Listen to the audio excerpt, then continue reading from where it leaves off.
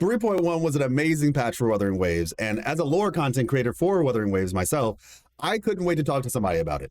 I was like, surely, like, somebody's out there who's willing to hear what I have to say and to share with me what they have to say. And fortunately enough, we got the voice actor for Carathea, Amanda Rochelle. She was gracious enough to come through, and she's a friend of the channel. You all have seen her before. If you haven't, welcome. And yeah, so we're gonna go talk to her and hear, you know, what her thoughts are on the update, and we'll have a great conversation. Thank you all so much for coming. So 3.1, let me hear it. I thought it did a lot of very, very interesting things, and I was overall very, very happy with it. I thought it was great that we got so much lore, and I feel like we got it at you know, in a greater amount and like earlier in the story than we have had in a while. And I thought that was really exciting because I suppose I was expecting that if there was going to be some lore, it would come, you know, maybe at the climax of the story quest. And I feel like even just in the first half of it, when you're inside the space station, there was so much lore already. And I was like, oh, wait, okay. Where are we going to go from here? But I thought that was exciting. I thought we got so much new stuff, not just about Rover or the conflicts that are being set up for this main patch or this, you know, 3.x as a whole. But I feel like we got to see new character dynamics as well, you know, and the relationships between Rover and other characters. And I thought that was really refreshing. I know some people feel like it would have benefited from having more time to, you know, be introduced and grow and settle. And I think that's valid. But I'm still glad regardless that we have it. And I feel like this isn't the end, you know. I feel like this isn't the end of Aemeath or, you know, her story. I imagine there's going to be a lot more to it, right? So I feel like this is just the setup. So yeah, I'm very excited to see where it goes. And I thought the introduction of, I mean, we've already met Luke, but I feel like we got to see him a little bit more here. And I feel like he seems very interesting. I feel like he's definitely withholding a lot of information, but that makes me interested in finding out what he knows. So which is the hallmark of excited. a good storytelling mechanic, of making you interested, making you curious, making you excited for what comes next. Before we continue, I have a question for you.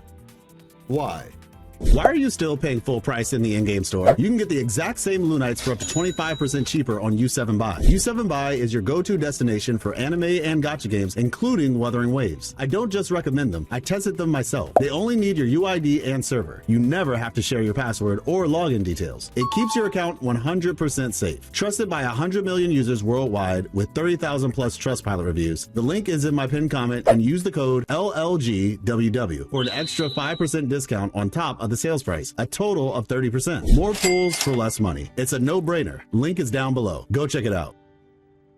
Now back to the discussion. I'm sure you all know Amanda voices Carathea, the Sentinel Resonator from Renacida, which was the 2.x patch. And so I'm sure you are very well aware of just the importance of, you know, or not even just so much the importance, but the relevance of, this is a setup, because some people might have thought, like, after 2.2, like, oh, wow, that was really, you know, we met her and then that was just kind of like over. And then it's like, no, that was really just the beginning. Yeah, I mean, certainly in my experience, it was. Yeah, and so like I said, with Aemeath, it's just like, yeah, that happened, but in reality, like, once again, this is just the beginning. A live service storytelling, basically, where, because we know there's more to come, it's not really the best idea to like assume too early that, you know, oh, wow. Because I think at the end of the day, it depends on what is the story they're trying to tell, right? Are they trying to tell us a story like this kind of, it's the pro and the con at the same time, I guess. The pro being that there is more to come. The con being that, like, there are limits to what can be done in a single patch. Yeah, absolutely. And in particular, they have a story that they're trying to tell, right? So while, it would have been cool to have, like, you know, a more long drawn out story between Rover and Aemeath, which once again, we don't know, that could happen in the future. It also is important to understand the overarching story might be something equally as interesting, but that required that part be shortened so that they could actually get the entire thing out by the time 3.x is out. Because I mean, if we're being honest, they put out like a significant story patch almost every single patch. Yeah. Yeah, they've certainly started to. I mean, I just compare 3.1 with 2.1, right? In terms of story relevance or development, right? And I think personally, for my money, I actually don't even mind how the relationship with Aemeath is revealed in this, because I feel like it's part of the tragedy of the setup that we only understand the full scope of who she is to us very late in the story. And exactly. so I can see why to some people it feels abrupt. It's sort of like, wait, what? And then it's over, right? Yes. And I can see why some people feel that is abrupt, but I think that I have to assume that is very deliberate. Yeah. And part of that is to give you that shock, that whiplash of wait, but, and then it's already too late. And that's the tragedy that Rover is experiencing, right? And I think they're really savvy to write the story and deliver it in a way where the player feels the same emotional whiplash, right? I think if you go onto social media or YouTube right now, it's nothing but content creators of people who play Wuthering Waves just posting videos of themselves being shell-shocked, right? Yes. Because everyone's, traumatized and depressed about how this story unfolds. But I think that's deliberate, right? Because that sets up the personal stakes for Rover, certainly, but also, for the player, right? We are invested, I think, in a way that some people might not have been in the main story for a while, because it's previously maybe had a format of a conflict or part of the conflict being resolved within the same patch that it is set up. Yes. And so breaking that mold and having Rover not be able to stop the calamity this time, I think is probably very surprising to a lot of people, and that's probably why it's being received so well. But I think it's really good for a game to kind of use player expectations against them. Yes, agreed. No, even with that being the case, actually, it's really interesting because, and yeah, like everybody's posting, like, I saw one of the most tragic things I've ever seen in my life, and like in terms of like gaming media and stuff. I mean, it's tragic in general. But it's just like, there's this thing, I retweeted it and I was like, the internet was a mistake, because there's this thing of like Rover, it shows like kid Aemeath basically like, did I make you proud? And then she disappears and vanishes. And Rover's like, no, like reaching out, and she disappears. And then you have this dramatic music playing, like as piano music. It's like, and then the camera pans out and it's Cristoforo jamming on the piano. Like essentially he's like, how you like that? And it's just do we know that Cristoforo isn't writing for Kuro Games? I mean, we don't, right? Oh my gosh. Like I was like, yo, this is so disrespectful. I mean, that makes sense though. Like, shout out to all the Avidius fans from the finale, but it's just like, bro literally called oh boy pathetic. Yeah. Right after he died, it's just like, wow. So yeah, it's just like Cristoforo just has no chill. I think it's okay, I'm not gonna lie, it's funny, but it's still messed up. Yeah, so it is. I was just like, man, y'all have no chill. Like, yeah.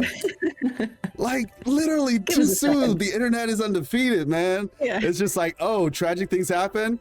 Let me get my Cristoforo Let's make a meme. Yeah, exactly. Let's make a meme. Yeah, Cristoforo would like this. Like they're on payroll. Clearly, they're on payroll by the Fraxinus.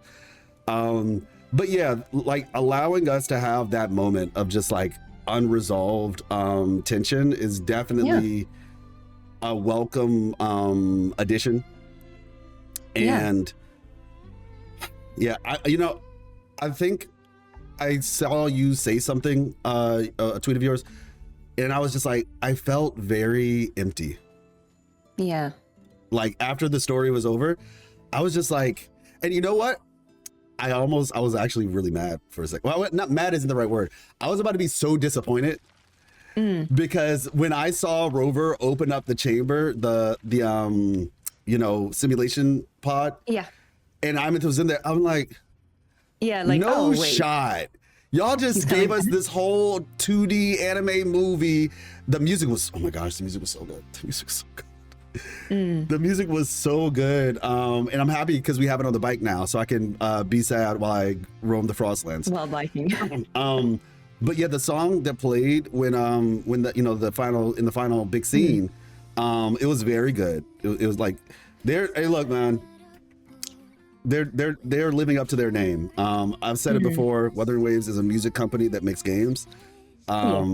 Yeah, I refuse to believe otherwise. But when we saw Aemeath, I was actually about to be like, no shot, y'all just built all that up to you essentially killed the impact that you just created. Yeah, I was just like, no shot. What, bro? Yeah. Like I was like, I'm about to throw the top. I was like, bro, y'all screwed this up, bro. Y'all messed it up. Y'all had it and y'all just let it go. Why? And then the outcome ended up being worse than the original. It's like, oh shoot, no, this is actually worse. That is creepy. Like just looking at this like lifeless doll as an eternal reminder that you screwed up. Like, yeah. I feel like it was so interesting that they had many sort of false endings in this story, right? And so, it felt very crafted to give you this sense that, oh, it was, the usual format where we did the thing, we saved the day, great, she's back, and there's this whole little now we take a rest segment, right, where she's they're doing all the fun things together, and she's doing her little fan meet concert and all these nice things, and then right, and I think that's good. So we kind of get multiple endings that are sort of fake outs of, oh, you're getting a happy ending. And I agree with you. When she came back in the pod, part of me was like, oh, I mean. Lovely for her, obviously, but then drama. Why, right? Like why would we build up and then immediately undo it, right? And so I think it's great that it's, again, obviously, because I was wondering how were they gonna, just the very practical thing of this is a playable unit, right? So how are they gonna explain how she's a playable unit if she's not there, right? And so I think it's an elegant way of doing it. It's like, she's kind of there, but she's not there, right? I will say this though, if I may. I don't really care, and I don't want them to be shackled by that personally. No, I agree. I personally wouldn't mind. Yeah, I think there's an expectation because of other games that if a character is playable, they have to be alive. Or they have to be like morally ambiguous. They can't be like a playable villain or what have you. Christopher, a playable one. And make it happen. Right. Make it happen, Captain. But like I said, I really hope, like, we don't really know in reality. I don't know if we've even had a definitive character that is playable. Like, okay, Frolova is a villain. She is. So I guess like, you know what I mean? Like, they did a thing with her and it makes it kind of weird because it's just like, I know she's a villain, but like also it's like she's complex. Yeah. She's still a villain though. So I guess technically, like, she is the playable villain. So like I said, as we continue going forward, hopefully those limits don't stop the storytelling. I'll just say that for now. And how do I put it? Because I know their previous game PGR, they do it in an interesting way because there's like different, you'll have the same character but like a different version of them. Oh, okay. And so, if I were to take that into this idea, I could see it being like, okay, we have this version of Aemeath. We're playing as the version of Aemeath before bad stuff happened. Bad stuff still happened, but we're just playing with this version of her. And that would kind of, if that was a restriction, it would loosen it basically. Because like, the playable character is like this person at this time. I see that. Yeah, so that would just be kind of one interesting thing. But one of the things that I will say is I didn't expect any of this, to be honest with you. Like, okay, first of all, I technically called a lot in my videos, my lore videos. Like, I called a lot of stuff, but I did not expect how certain things played out. Like, you could have, you couldn't have paid me to tell me that we were going to find out that Rover was a parent. Yeah, no, I think that pretty much surprised everyone, right?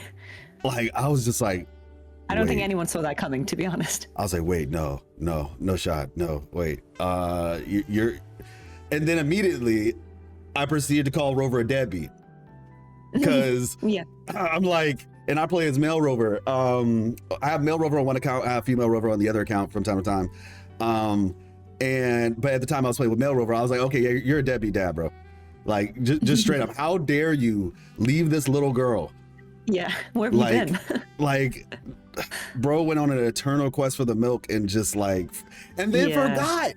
He left. Yeah, and then like, okay, there's a sick joke in there somewhere of just like some person's like, yeah, man, forget those kids. Like, I left and then I erased my memories so I wouldn't remember that I left. And it's just like, wow, you kind of suck. But seriously though, I guess the thing, I'm interested if they'll go into this at some point. Like, there must have been a really serious reason, you know? And you know, we kind of go back to 2.5 with Frolova. As she said, she was basically saying like, you know, Rover she's like, you know, you might think I'm crazy, but you're actually crazier than I am. Because you're willing to take everything that made you and essentially throw it away by losing your memory. And so it's just like, to be able to abandon that, like, you're crazier than I am at that point. Yeah. And so the question is just like, what caused Rover? What is so significant that made Rover willing to do that? You know, like, remember she said, we've both fallen down the road of obsession. Why argue who's fallen further? Yeah, you're right. There's got to be good reason, right? No, yeah. So I think, like I said, there's a lot that happened this patch. And in particular, like I said, the lore, I was kind of curious if you had any questions about some of the things that happened, because like I said, this was a very long patch, which I was very happy for, actually. I like long patches as long as they're substantial.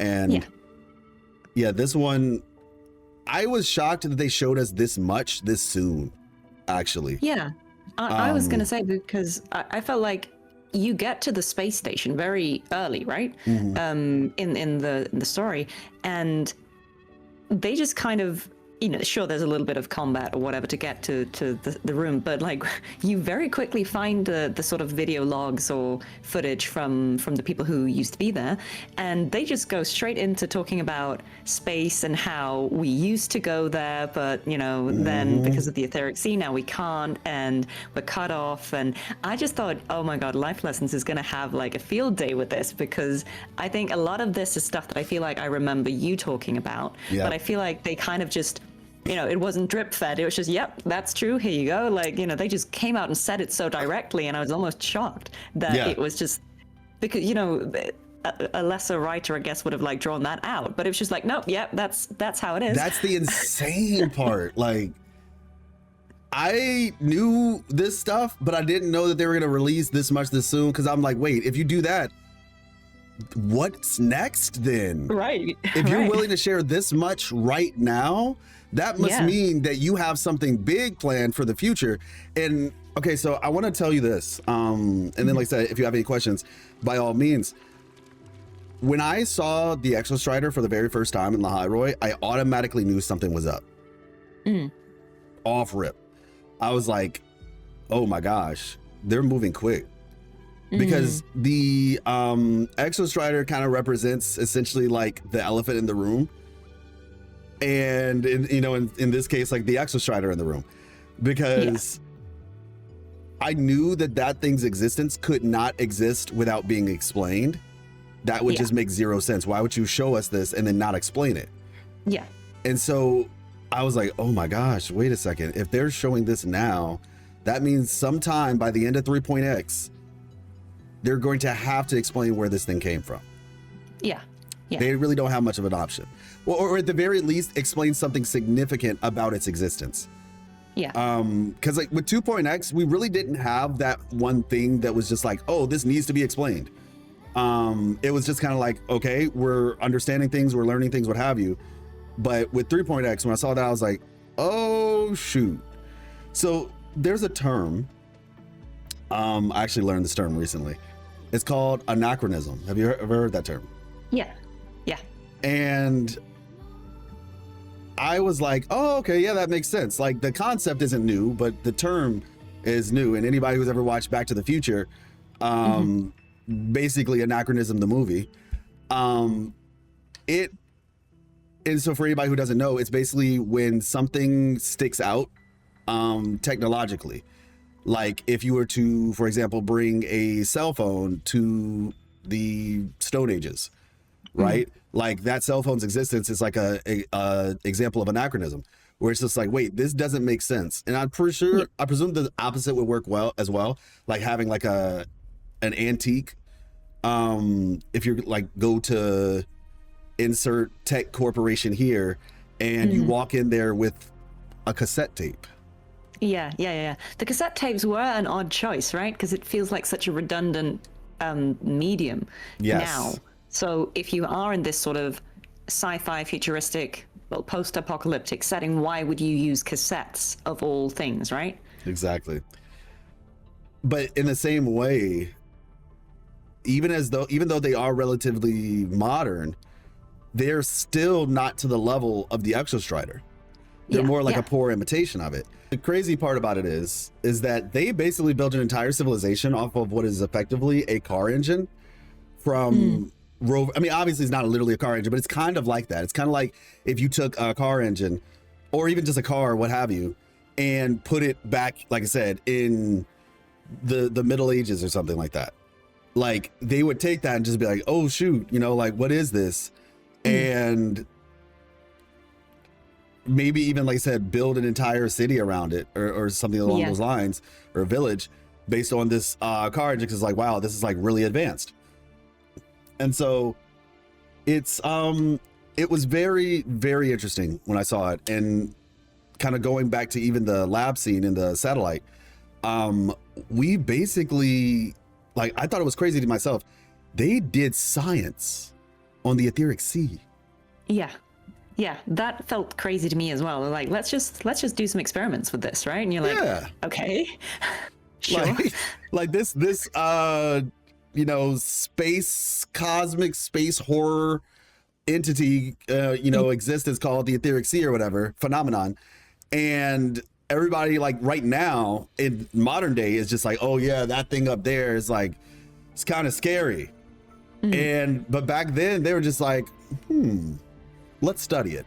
I think we'll do that. So that kind of blew me away. I was just like, wow, that's actually insane. But one of the things that was very interesting to me is that we learned the etheric seas spread.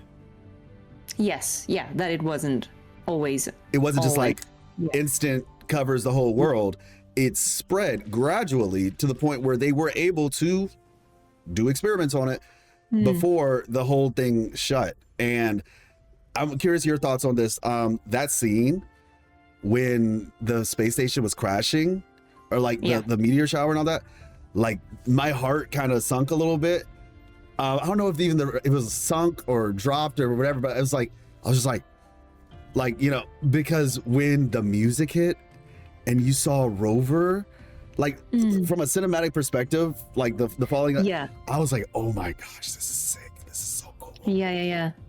And I think I even said that in my stream. I was like, okay, because if you think back to the opening scene of the game, right? It is Rover in something that looks kind of like space or something like space, right? And Rover falls through the sky and they end up in water, and then they cut to Rover being upside down in the ocean looking down at everything. And I remember thinking, like, that's such a random thing, right? Like, that's so weird. Like, surely that must be explained, right? Or and so I think it's really interesting to see that throwback to it now, being like, okay, that must have been when Rover arrived and fell into the etheric sea, and that is kind of like they went through it and came out on the other side, and that's how they got in or something. But I just thought that was really interesting, kind of having a throwback to that. So I'm gonna help you out a little bit with that. Please go for it. I don't believe it's chronological at all. No, I don't actually. think it is. I don't think it is, but Uh-huh. I feel like it was referring back to potentially that moment, but I Yeah. don't think it necessarily is when we started the game. Yeah, exactly. Because the thing about it is, when we came out, we saw Jinzhou. Yeah. And we know that past Rover established Jinzhou. Yeah. So it wouldn't have been possible. So it seems like I don't know how Rover ended up in the sea. No, At the beginning of the game, when there we is see some kind of time loop. exactly, we don't know when or how that happened exactly. Yeah. All we know, what seems to be, like I said, with the space lady, she sends Rover, and maybe it is chronological, but that's just not the first time. That's kind of where the question That's becomes. what I was wondering, if it was sort of a repeated, like certainly that bit of it, if it is a repeated pattern, right, of Rover kind of, whatever happens that caused them to lose their memories, if that kind of resets something. Yeah. And that is kind of the starting point, you know, like at some point all this happens and they get sent back without the memories. And that's kind of the reset of whatever cycle or loop Rover is in. And it might be that there is no loop for Rover. I think it was something I was wondering about because even before this patch, or before Chisa came in and talked about loops, I just wondered if there was one, because we hear, obviously, Rover's amnesiac, and it's not an uncommon thing to have in a game that the protagonist doesn't remember, because you know, it's a clever way of explaining why they have to ask about every single thing. But I just, in a lot of other games that I like, there's often some kind of loop going on with amnesiac protagonists, and I was just wondering if that would be the case again, because we see Rover constantly meeting people or retracing their steps, coming back to places they have been before, where they have been significant, like as you say, Jinzhou, and like Rover essentially founding the whole thing, Black Shores. Like there are all these instances of Rover kind of retracing their steps, coming back to places they were previously, or having left messages for themselves, or so I was just wondering if Rover was kind of on some path that past Rover has been engineering for them, and if there's all a long game and part of losing the memories is so that can happen. But I'm very curious to see where it ends. I 100% agree. It's like, or 100% agree in the sense of like, I'm curious to see where it ends. In terms of whether there is an actual loop, I think that is still up for debate. We don't know. Or at least depending on what type of loop we're talking about. There is definitely a loop, but I don't know if it's like a literal, there's a couple different ways you could describe it, like a figurative loop, because Shorekeeper talks about it, calling it a Mobius loop. You also end up seeing a Mobius loop, interestingly enough, in Chisa's artwork. Yes, and in the scene now, right? In 3.1, in some of the art. Oh, got you. Actually, I might not have even seen that one. I think was there I think at some point in the 3.1 story quest, we're seeing sort of a 2D image still of Rover and Aemeath meeting at 3 different points in time, right? So you've got small, and then there's a Mobius loop around them, those 3. Okay, I have to look at it, because if I recall correctly, I thought it was just a circle. Maybe it is, but I feel like I maybe that's how I interpreted it. Okay. I could have seen it wrong. I might need to look at it more closely then, just to check. But yeah, so it's like, because that definitely is a loop. And just do you understand how the loop works? What, Aemeath's? Yeah, the whole Aemeath Rover loop thing. Do you understand how it works? I think so. I think so. I feel like they explained it in a way that I thought, yeah, that makes sense. I can see how that happens. Okay, cool. Because I know there were definitely some people who were kind of curious or a little bit confused about how it worked. I figured I'd probably just take a second to explain it real quick, just in case for anybody watching. Yeah, basically, and this is actually where things get interesting. So I have a video that hopefully will come out this weekend, actually, that kind of centers around. It discusses that.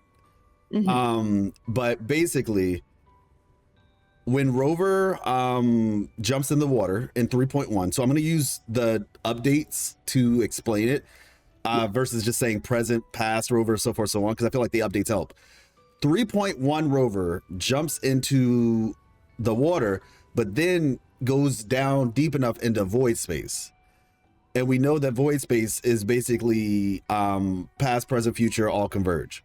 Yeah, it's outside of time, really. Yeah, so as long as it existed at one point, it can exist in void space at any point.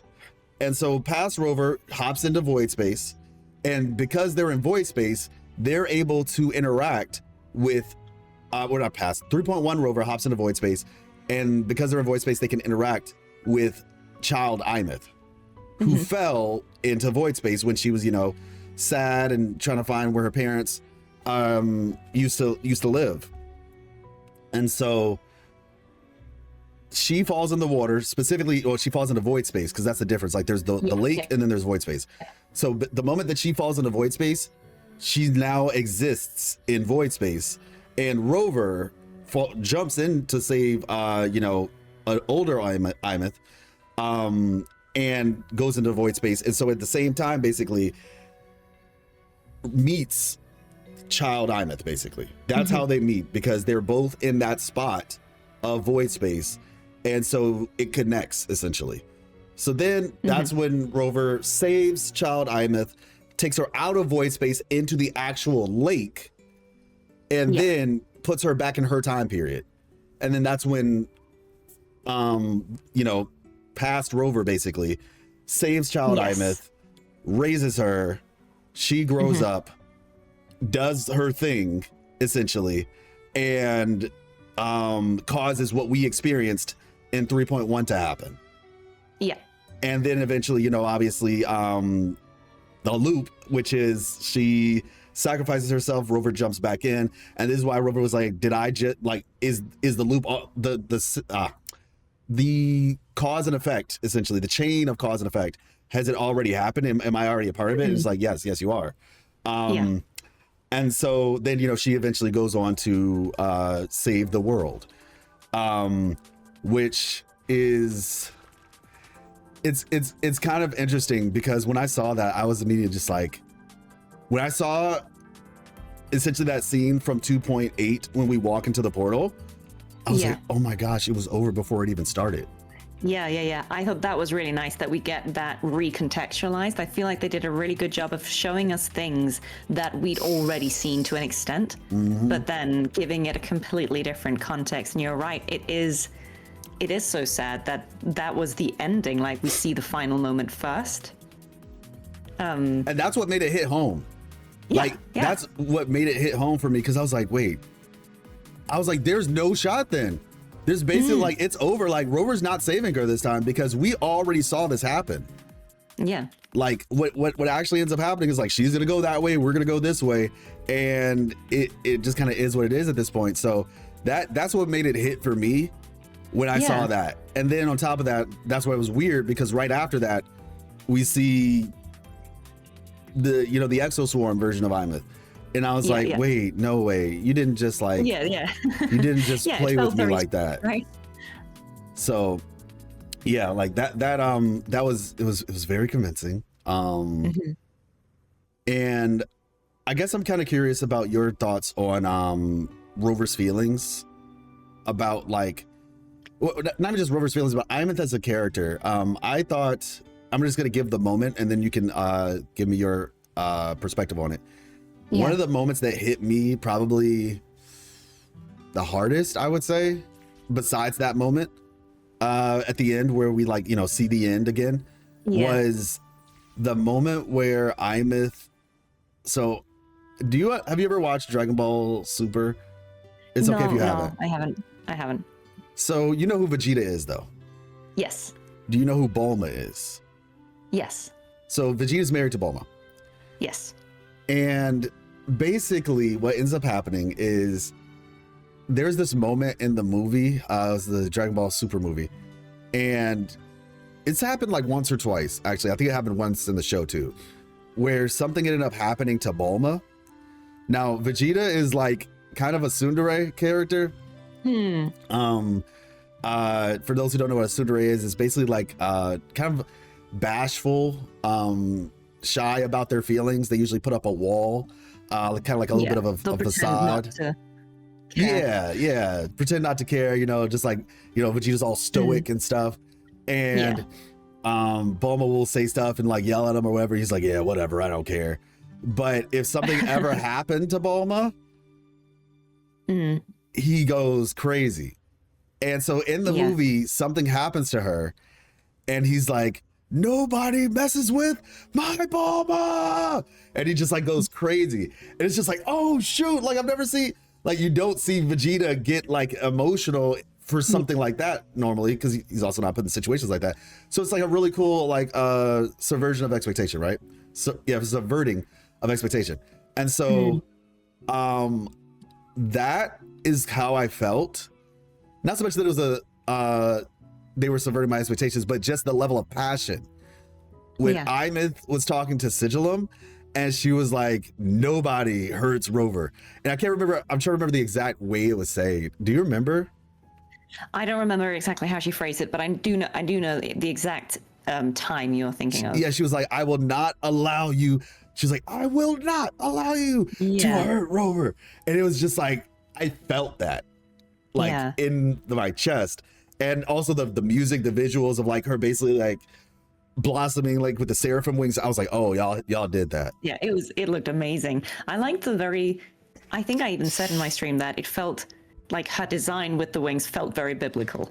Oh, 100%. I think you know what I mean, right? Yeah. yeah, absolutely. And I was like, oh, that's interesting. Yeah, it was beautiful. Guardian angel, in a lot of ways. Yeah, I see that. And that's why, so I want to ask you, that was the thing, the moment, but I want to ask you, what are your thoughts on just Aemeath and her relationship with Rover? Like, how she interacts, like, I'll leave it at that. I'll leave it vague so that way you can kind of answer whatever way you want to, and then I'll clarify more later. Okay. Well, I think she's an interesting character because I think it's good, again, subversion of expectations, that the way she's initially introduced to us is as this quite bubbly, happy-go-lucky character who's just like, extremely cheerful. And I think because maybe it is a common, not a trope, but it's a common character trait, I think, in anime and anime style characters, to have a young girl just be really exuberant and, excited. That feels like that's just a character type. And it just feels like, yeah, sure, that's just her personality. But I feel like it became clear fairly obviously that it's not to say that that isn't authentic to her, but certainly she is maybe compensating a little bit, right? Like she's putting a bit of it on, right? Because every time she's talking, I think the first time I thought, oh, that's interesting, is when she just casually says, oh yeah, I died. And she just doesn't linger on that at all. She is way too calm about saying that. She just says it like, oh yeah, it's a throwaway. Like, at first I thought it was because like she's just been dead for so long that she's just kind of come to accept it or something. Yeah, and I think that's valid as well. Like you just go, oh, okay, well, yeah, maybe she has just had time to come to terms with it, because we know that happened 10 years ago, right? Yeah. So fair enough. But I think it's really interesting that we see this sort of gradual, the truth under that facade, right? And at first I thought, okay, maybe she's putting on this very happy persona because she's protecting herself, because it's too sad for her, too terrible to kind of admit that she died and all of those things, right? And she's been alone for so long. But it's interesting when you learn that it's more so to protect Rover, right? Yeah.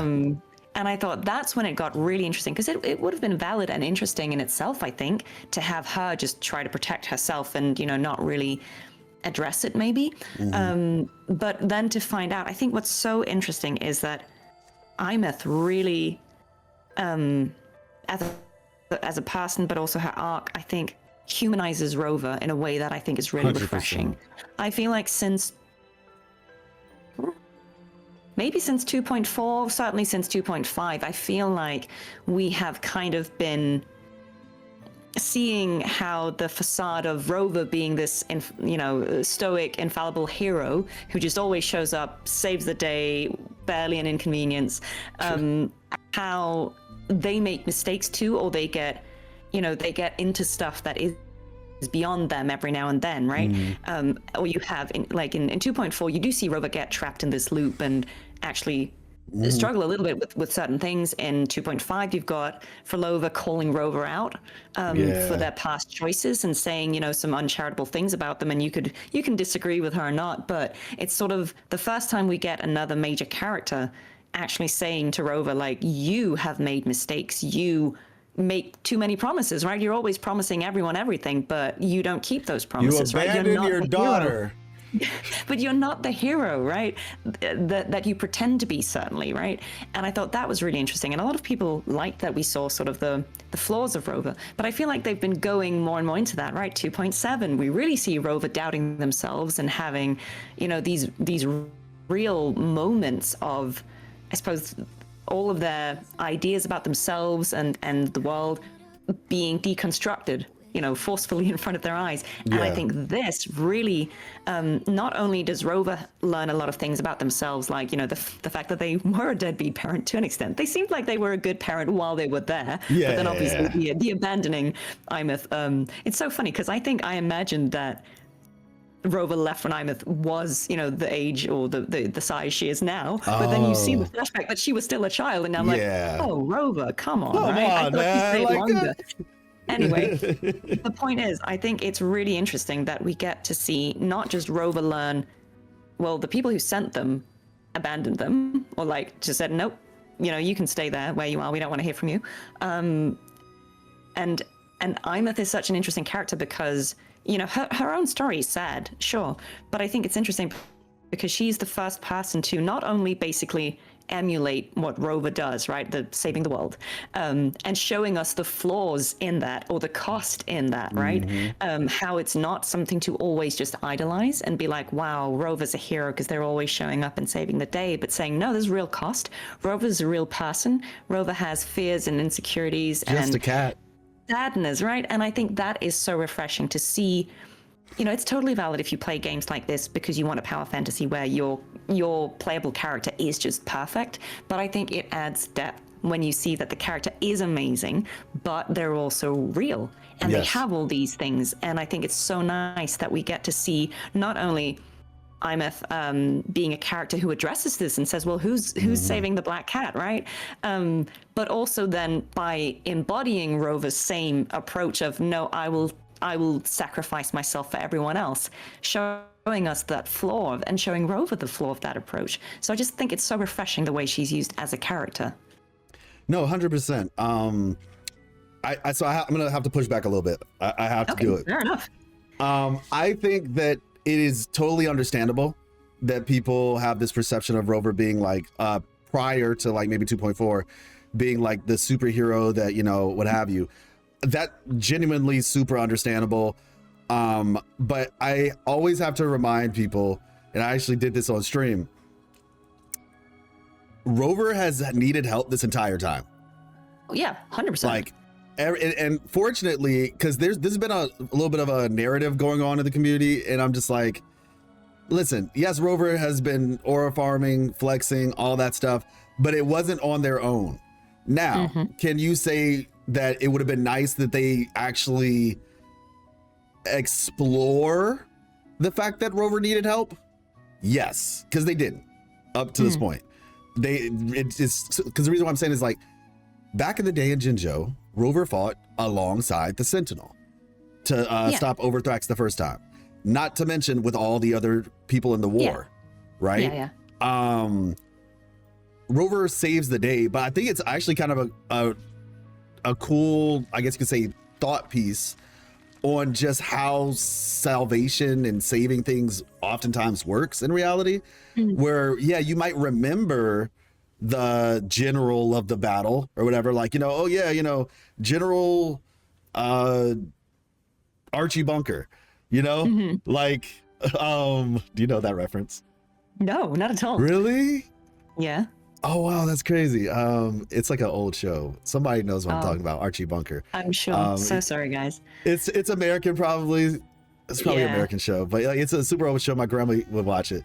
But yeah, General Archibald Bunker. I forgot the name of the show though. That's the other part. Somebody's gonna say it in the comments. Appreciate you.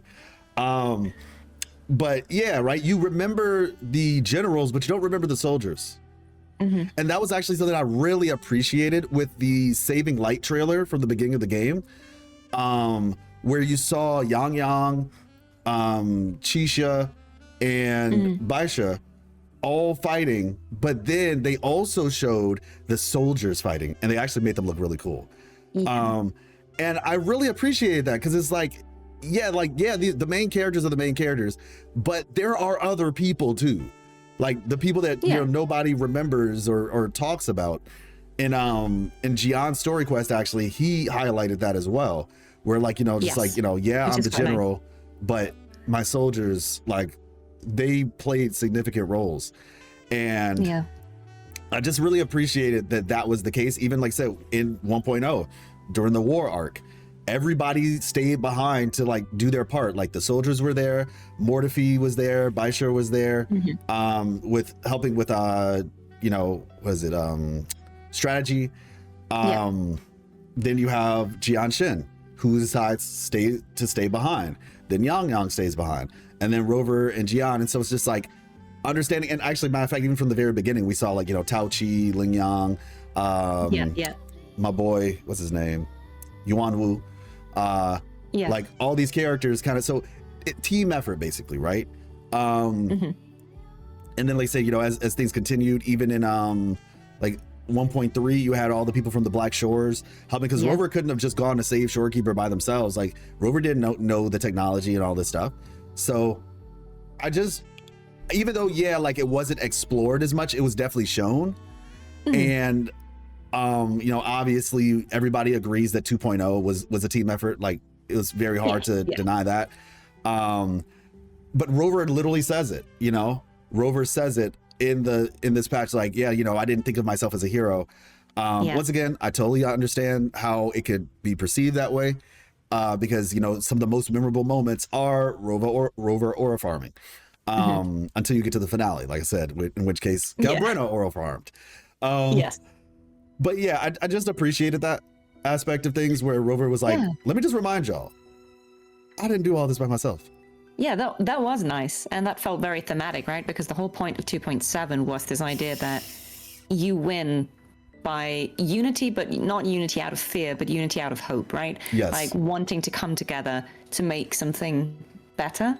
And I just think it's so, as you say, it's so obvious how the whole way through, like, yes, Rover's amazing, but it is a team effort. It's always a team effort, right? You're not doing it alone. But I just thought it was nice, as you say, to have them address it, but also to have characters, again, the same way that I suppose Frolova criticizes Rover for making, you know, promises that they don't then keep, you know, calling out Rover for just, you know, never really considering themselves, right? They're always putting everyone else first, which, you know, is great and admirable, but, you know, it can be a bad example too.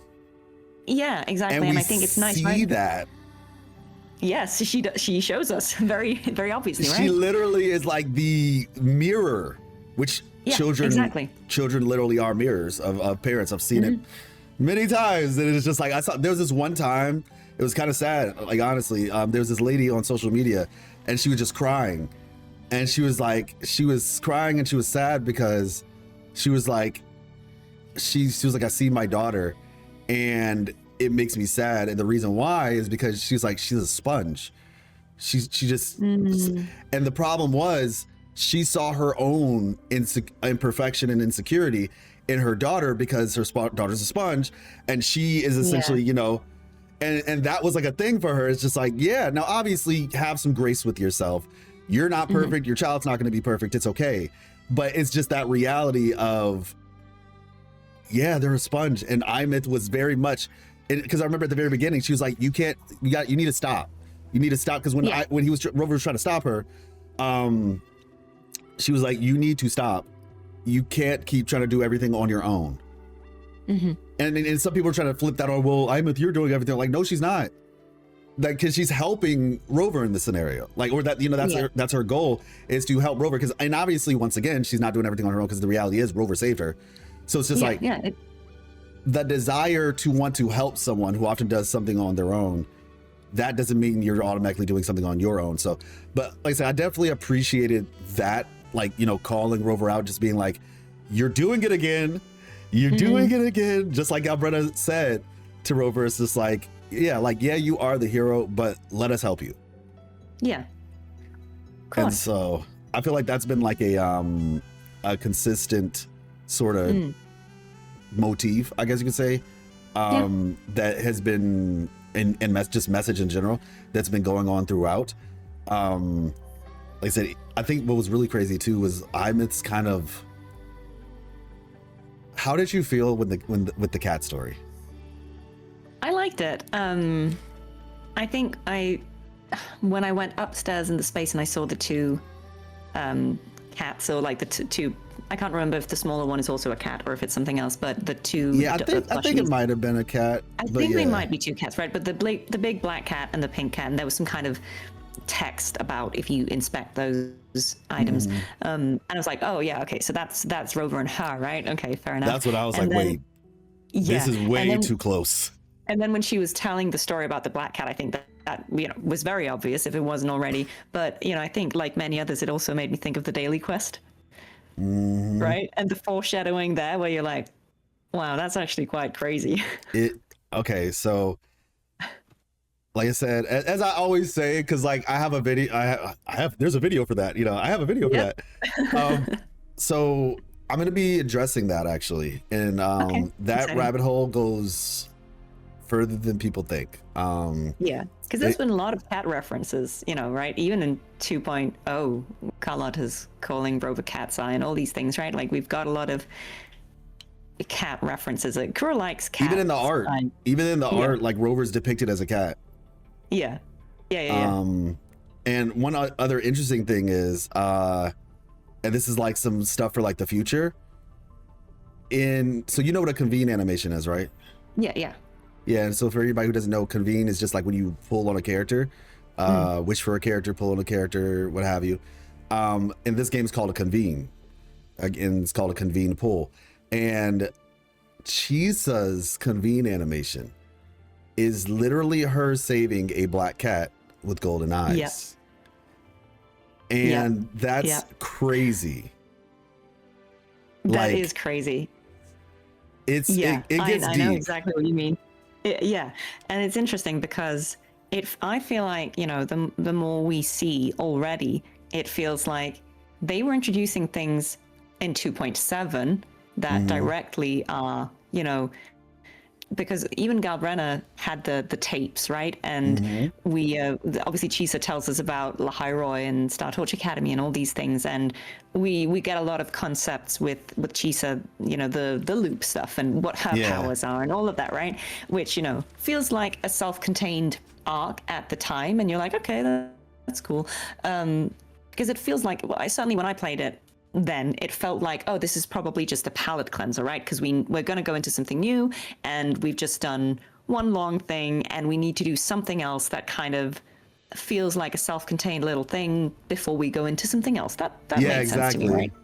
It's like, oh yeah, just a little slow moment thing, and it's just like, no, this was all intentional. It was moving even when it didn't feel like it was moving. Yeah. And that's really cool. Honestly, I think it is. And I'm really excited to see. I see a lot of people already speculating why the reason that Chisa's back on Aemeath's banner is also not a coincidence. Yeah, exactly. Yeah, like I said, all I'm gonna say is videos are coming soon. They will Can't wait. They will be mind blowing. Like, because I think some people are already in shell shock right now. Yeah. I'm telling you, it's gonna get even bigger. I'm trying to remember. There was something that people were kind of mentioning, but I don't think they even caught on to it. So how when Chisa is during her quest, actually no, matter of fact, it wasn't Chisa, because that is something, but I'm going to talk about it in the video. It was because you were talking about like moments that feel slow but are like, wait, that's actually important. So do you remember Yes, I do remember Yes. Hard to remember. Yeah. Oh yeah, I guess all I'd say is like, wait, you know who? Yes, I do. I do remember. Yeah. Anybody who's played you know what we're talking about. If you know, you know. Yeah, if you know, you know. Was it IKYK? Yeah. IKYK. If you know, you know. IKYKY. There we go. IKYKY. If you remember her story, one of the big themes was anchoring. Yes. And that bracelet that she gave us is what anchored her. They brought that back. Yes, they did. Because that talisman is essentially what is anchoring Aemeath. Yes. Yes. And so it's really just, like I said, these themes aren't for nothing, even when it seems that way. Because a lot of people, and I knew this, listen, I think Yuno's quest was cool. I do think it skirted the line a little bit too much, in my opinion, in terms of like main story and character story, even though I knew there were very important things presented. I felt like I said, in 3.x so far, it has been done very well. Even in 3.0, and we've talked about that. I think even in 3.0, it was handled well. So, yeah, like with Luke, Navora, like it's crazy. There was a moment where I actually forgot Aemeath was there. Yeah, yeah. Like I genuinely, I know what you mean. Like Luke and Navora and the Sky Arc people, like it was so compelling that I was like, oh shoot, like yeah. Oh wait, why were we here again? Oh yeah. Yeah, like Aemeath kind of shocked me a little bit, and I was like, oh, okay, that's interesting. Yeah, because honestly, like I said, the Quarter Savante, which is crazy because a lot of people actually skipped 1.x because, you know, when you get in the game, so they don't even know who the Court of Savante is. Exactly. And it's shown twice. It's shown in 1.0 and 1.1 because it's in Mount Firmament. And so that's going to be something that I'm going to try to like give people a little bit of a reminder of. I think that makes a lot of sense. Yeah, or really introduction helpful to, technically, but so but you're quite right about the Yuno parallels, because that was actually the first thing that came into my head when Aemeath was talking about how, like we need to go and retrace, go to some places that were significant, and then she will kind of, stabilize, right? Like that's kind of how they frame it at the beginning. And I just thought, that's kind of like what we did with Yuno, right? Like we kind of go to key moments in her past, and she needs to make the same choices, and that will lead her on this path, right? So it's different, but it felt similar. And I haven't given this much thought, but I saw some people saying that maybe the chaos in Yuno's story part, like there's something about that feels similar to how the void space kind of works. Yeah. And so again, like whether that is the same thing or not, like it just feels like there were things introduced in 2.6 part 2 that feel very relevant for I think it's really interesting and kind of telling in a way, exposing that a lot of people wrote some of that stuff off originally. Like, like doesn't seem like any of this makes sense. It doesn't seem like it's tying together. And it's just like, I hope that this like gives people maybe a little bit more security, and that if there's something that seems off, because like it's a new game, right? As crazy as it is to say, but like it's still relatively new, and it's its own game. I think that's the main thing. Like trying to apply the logic of a different game to this game is not going to be helpful.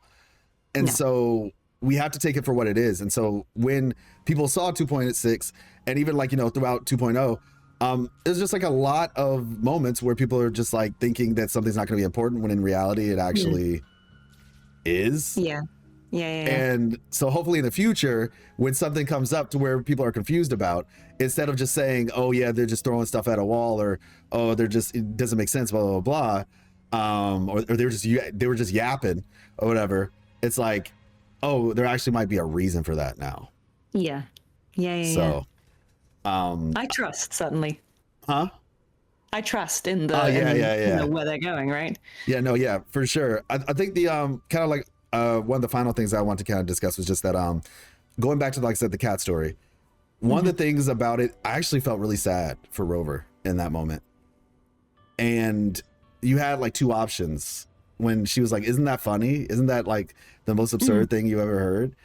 And Rover was just looking like Rover looked like a sad puppy. Yeah. Like it, and honestly, it made me sad a little bit because like I kind of was thinking about like if my own dad looked at me that way, and because I said something maybe that upset him, or not so much like he's upset at me, but just like, yeah, you're exposing something about me, and I'm not really sure if I think that's funny. And that's why Rover was just like, I don't think that's funny. And I understand why she was saying that, because she's just like kind of hysterical at this point. You know, she's literally crying, laughing. I loved that picture. I absolutely of her embracing the cat, because I'm gonna get a little emotional right now, because like I really felt that. Like I really felt her love for her parent. And I'm just gonna say father, because that's like how I'm playing Bill Rover. But you know, for her mother, same thing. Regardless, they're her parent. And I consider Rover Aemeath's parent. Like she did not remember her parents. Like she literally, her memory of her parents is gone. I don't think there's a world where this kid doesn't view, like she literally asked Rover, what do you want me to be when I grow up? Like, like that between like the cat, you know, having her like in between the legs is just like, that's parent behavior. And then, you know, you could, you might have seen this already. I presume people on stream probably even told you, but you go back to the cabin and you can check out the books. And it's literally parenting books. Like, and you're right, because I wondered about there's a point really early on, and I think we're seeing a flashback of Aemeath as a student where she's talking about, you know, she wished her family could have been there, but then she says, for me, she said she. And I'm guessing she said he for male Rover, right? But anytime they use language like that, you can tell it's probably referring to Rover. And I was just also thinking like, okay, it's a bit weird saying, oh, I wish my family that he or she could have been there, right? Like it feels weird to say family and then mention one person. And I just remember that was a weird phrase. So it makes total sense to me. I definitely see it as a parental relationship, right? I know some people were saying that for them, they saw it as, you know how like sometimes an older sibling in a way parents a younger sibling, and I feel that's also valid. Like if that's a dynamic that people have lived, I can see that. I'm an older sibling, and I definitely have, you know, like I would be very protective of my younger sibling, so I can see that idea of if the age gap is significant, there is that kind of, you know, familial. Well, the age gap is like 10,000 plus years. You know, like there's a little bit of an age gap, right? Like, but yeah, I think certainly family, but yes, parental. However, that makes sense to the individual person, right? Y'all can do whatever y'all want. I'm speaking for myself. Truth be told, I don't even engage in like, how do I put it? I don't necessarily go that deep into like these type of relationships in terms of like the inter-character relationships. But I will say, like I said, for this one in particular, I felt this one did feel that way pretty convincingly enough to me. And so like, it's just between that moment, and she's literally hurting for her parent. And I'm just gonna say her father in this moment. Like, she was hurting for him. And I was just like, I get it. I genuinely do get it. She was angry for him. Yeah. She's like, how dare they treat you that way? Like, you've been down here busting your tail for the last 10,000 years. Like, I can see your pain. And they can't. And they're just like, and I'm just, because there's actually an interesting thing. I'm in the game. This isn't even the first time we've heard about this, by the way. So here's a little lore bit. In the modulation hall in Tethys Deep, you go into the area, and if you go basically toward the end of it, not the very end, but like kind of the middle, where the device is in the middle of the room, on the left side, there is a desk, and there is a letter on the desk. Once again, there's the left side, because there's actually two. There's one on the right side, one on the left side. The left side, there's a letter, and in that letter, it's basically Rover kind of venting a little bit. Okay. Specifically, it's a conversation between Rover and Shorekeeper. And Rover, Shorekeeper is basically just kind of lamenting a bit about Rover, like, because she knows that Rover is like sad and misses their home. And she's trying to kind of like console Rover basically in that letter. And so once again, just another thing of like the clues were there. We understood that Rover was dealing with a lot, even to the point like with Camellia's quest. Toward the very end of that quest, she literally asks Rover, like, because Camellia has been dealing with memory loss. And she asks Rover, hey, you have the same problem. Do you ever like, what do you think about that? And Rover's just kind of like, you know, I don't know. Like, she's like, do you ever think about that? She's like, yeah, I do. But they kind of leave it open-ended a little bit. It's like, okay, Rover is thinking about it, but where do we go from there? But mind you, we have to remember, and this is very important, that the Rover we're dealing with right now is not the Rover that existed with Aemeath. Our current Rover is like, man, you know, like our current Rover is thinking about their memories. Past Rover is thinking about their past. And so, I don't know if we'll ever get to a point where like we actually do get all our memories back. And then the Rover just has like this like brain blast moment of just like all of it coming down at one time. Or if Rover will just decide, you know, kind of as Rover said, I decide, like maybe that was the mission they gave me, but I decide where I go from here. So we'll see. But I just really did appreciate, I appreciated the emotion that was put behind it. Like I said, the voice work was very good. Yes, absolutely. Yeah, shout out to Cara Theobald. And yeah, you did an amazing job. You really did. I felt it. And yeah, like I said, I think Aemeath is, like I said, she's a really cool character. She's a really cool reflection for Rover. And like I say, even to that point where she was kind of getting very cynical, you know, she was very pessimistic, kind of like nothing matters, you know, not like. And there was a line that Rover said, and I think this will be kind of like my last little bit on this. Rover said, things weigh on us because they matter. Yes. Yeah. And I was like, you know what? W line. Because like, that's so true. Like in those moments where you might be feeling down, it's just like, this wouldn't be weighing on you so heavily if it didn't matter. So yeah, it was great, and as you said, the voice performances were spectacular along the line.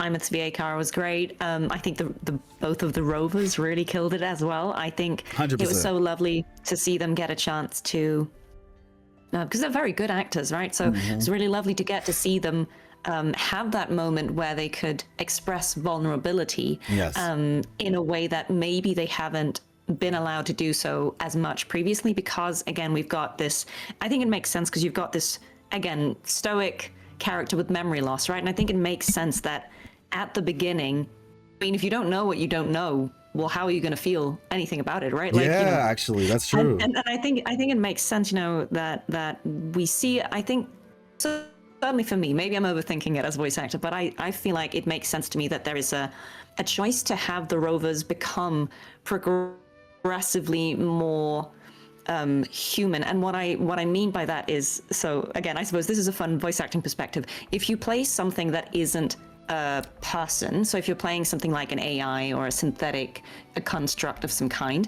the challenging thing is to find that balance where you are. If it's an advanced technology, so an advanced AI would sound like they wouldn't be glitchy, you know, like sort of an old school style robot voice, right? They would be quite smooth because technology would be there.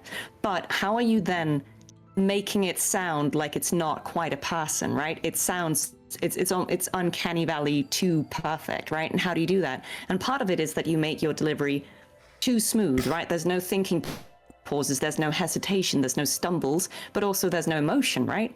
Because if you've perfected speech and you are synthetic, you don't show that. And I think it's not to say that the Rover's voices were robotic or were aimed to be that, but I think in a similar way that it feels to me like there's a really consistent evolution in the voice stuff. Yeah. From having them be fairly stoic and composed, almost to the point where you could think, oh wow, Rover is a superhero who really isn't bothered, you know, about anything, right? They're just too cool. They've got this. And then we see them progressively as they recover memories over time at different points in the story. We see more and more of that doubt and that hesitation, and those human emotions come in, right? And the personal investment, you know, it's not just I will save this person because it's the right thing to do and I'm a nice person or whatever, but I am personally invested. You know, how many times does Rover do something that someone has just specifically told them not to do, and Rover's like, yeah, I heard you, but I'm going to do it anyway, right? Rover be rovering. And, you know, I think that's not just, you know, the heroic side to Rover. I think it's also because as they become more self-aware or remember more and reclaim more of their personality, I think that desire to help the people that they have formed some kind of companionship or bond with and they care about, it really overrides, you know, like the whatever people are telling them to do, right? When people are, you know, saying, oh, don't save me, and Rover's like, no, I'm going to save you anyway, right? I think we see that the human side of Rover How come about out I do more and more. anyway? Yeah. But I think it's just really lovely, and I feel like this is, you know, it was so nice to just hear them really have something at stake and lose for once, right? I don't think we've really seen Rover lose yet. Like, there have been dicey moments, but I feel like they've somehow always, you know, with the power of friendship, they've kind of managed to pull through more or less. I think depending on your perspective, I would say we saw Rover lose during the Forlova patch. Yeah, okay, I agree with that. I agree with that because obviously that wasn't the outcome we wanted. Yeah. But it still feels like, you know, overall this is definitely the more kind of definitive loss, though. I would definitely say that. Or the more personal one in a way, because I do feel like Rover regretted the outcome with Forlova, but I think Rover was less invested. That's certainly just that was just how I thought. It felt less like an emotional investment and more of a, oh darn, that wasn't what I was going for. It's confusing. It was very confusing. I think, but yeah, this one is very very clear cut, because like she was still a villain. Like Forlova was still a villain, so it's I do kind of feel bad, but I don't at the same time. Yeah, like we were fighting her, you know. You know, but she did kind of call me out on some stuff that I didn't really have an answer to. Yeah. And I basically like stopped the conversation and chose violence, basically. Well, this is the thing, you know, Rover was already, like, it was an antagonistic confrontation, right? And, you know, sure, the Fraxidus sweeping in and kind of like yoinking the gem and stuff like that was obviously unplanned for. But I mean, Rover did attack Forlova, right? Like they weren't not doing that on purpose. Exactly. So, yeah. This is definitely the more definitive loss for sure. And I just thought that was nice because I think it gave both Jane and Chase, who are the voice actors for Rover, a good opportunity to really just, you know, show that depth that there is to Rover. And I was just so happy that they got that opportunity. And I think they did a really good job. So I was talking to a friend of mine and he was playing the female Rover. I have another account that I eventually will play. Because I'm trying to plan something where I like go through the whole story, and kind of give like a, you know, more in-depth thoughts on for people, kind of starting from square one.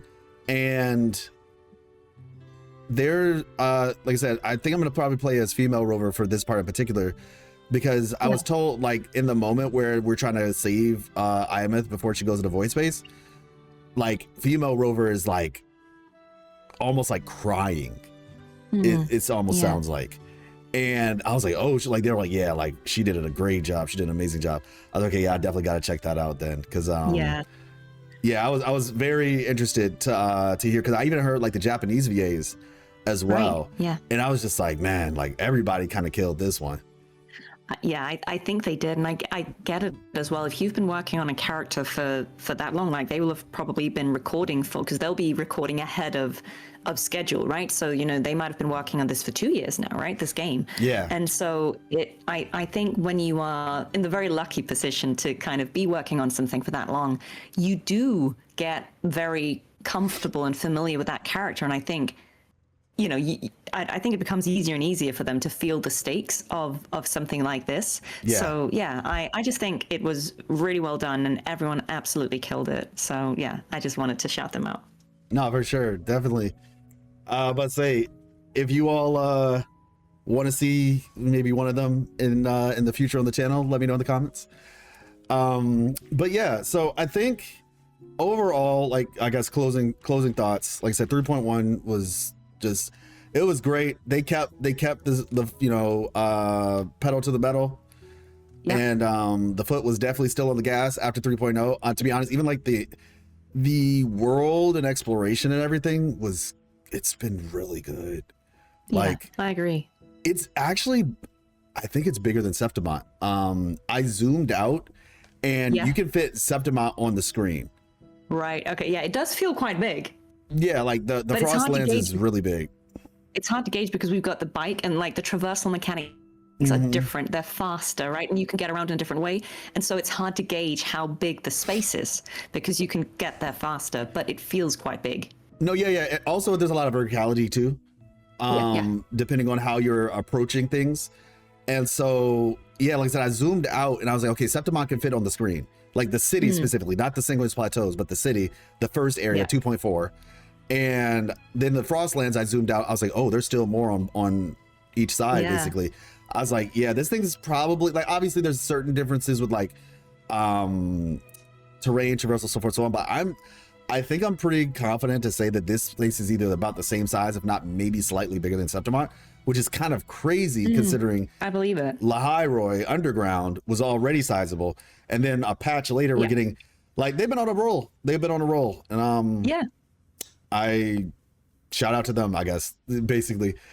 The story's been great. It's very good. We're going in a good direction. Good time to be a Wuthering Waves fan.